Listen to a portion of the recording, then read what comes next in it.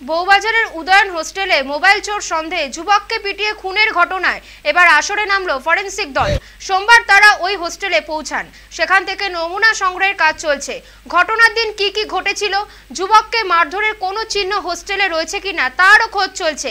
ধৃতদের হোস্টেলে এনে ঘটনার পুনর্নির্মাণ করা হবে বলে পুলিশ সূত্রে খবর। তবে পুনর্নির্মাণ কবে হবে তা জানা যায়নি।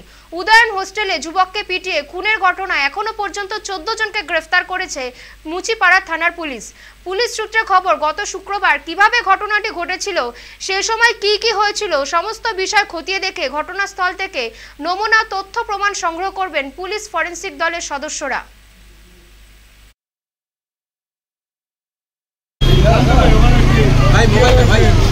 দেখো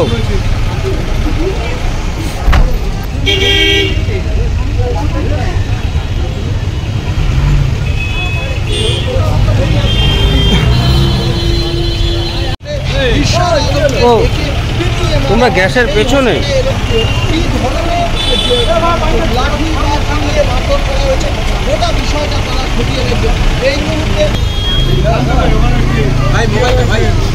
দেখো